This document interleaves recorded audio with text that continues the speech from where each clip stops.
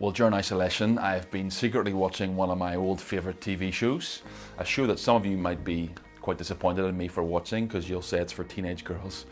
But it's a show called One Tree Hill, and basketball features quite heavily in this show. And in season 4, there's a really tense moment when Nathan Scott, who's the star of the basketball team, gets caught up in a match-fixing scandal. He's about to get caught, and if he does, it will have a terrible effect on his reputation.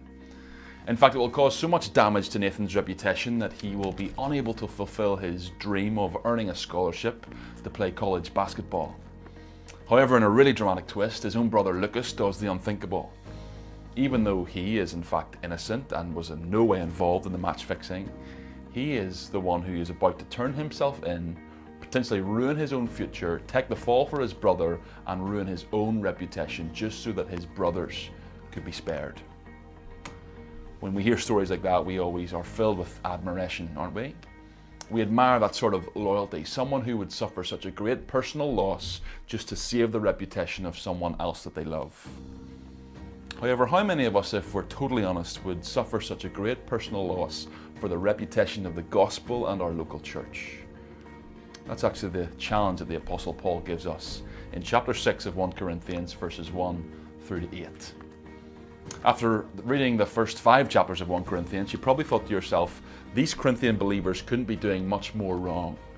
They've got the nature of the gospel wrong, they've idolized individuals, they've been tolerating sexual immorality amongst their members.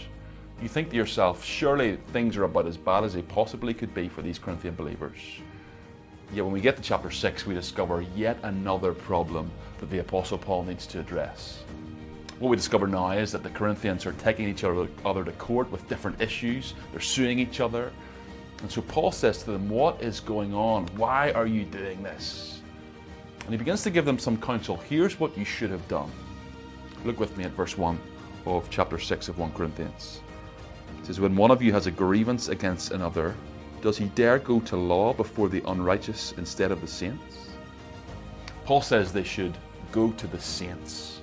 In other words, when you have an issue that you're tempted to take to the courts, sort it out among yourselves. Sort it out within the church. Don't go to the courts. And he gives a number of reasons as to why they should do this. It's important to note that this is not the case whenever a crime is committed. When a crime is committed, obviously the Bible would counsel us that justice must be served. But for trivial cases, Paul says, sort it out among yourselves. Don't take it to the courts. And here's the first reason that he gives as to why they should do that. Reason number 1, the church will be part of the ultimate judgment. The church will be part of the ultimate judgment. Read with me from verses 2 through to 6. It says, or do you not know that the saints will judge the world? And if the world is to be judged by you, are you incompetent to try trivial cases? Do you not know that we are to judge angels? How much more then matters pertaining to this life? So if you have such cases, why do you lay them before those who have no standing in the church? I say this to your shame. Can it be that there is no one among you wise enough to settle a dispute between your brothers? But brother goes to law against brother, and that before unbelievers. See, the New Testament tells us that when Christ returns, the church will share in his kingly rule.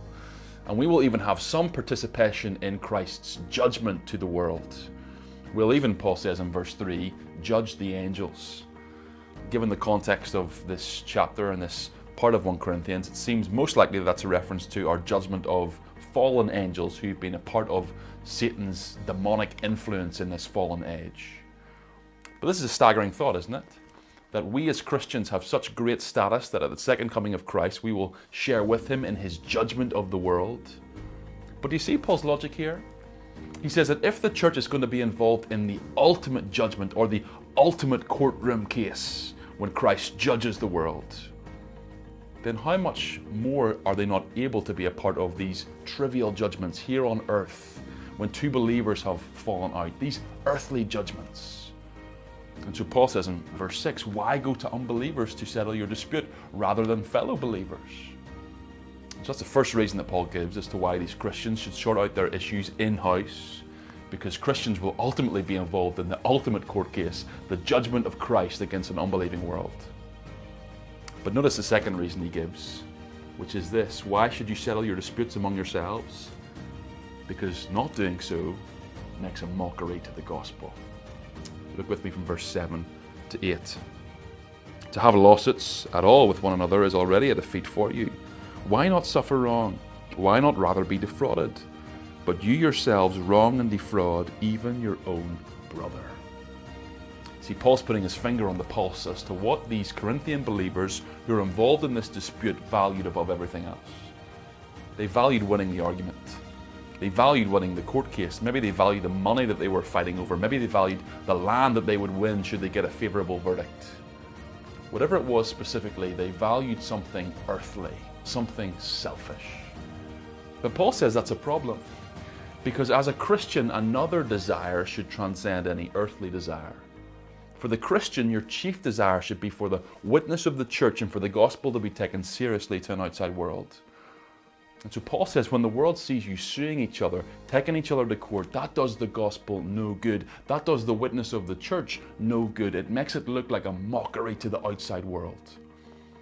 People in our world want any excuse not to take the gospel seriously, and Paul says you're giving them good reason to do just that. And so Paul asks a really searching question to the individuals involved in this dispute. In verse 7, he says this: why not suffer wrong? Why not be defrauded? Paul's saying, for the reputation of the church, why not just lose out? Why not just willingly give in to your brother? Sure, your bank balance might take a hit. Your reputation might take a hit. Your pride might take a hit.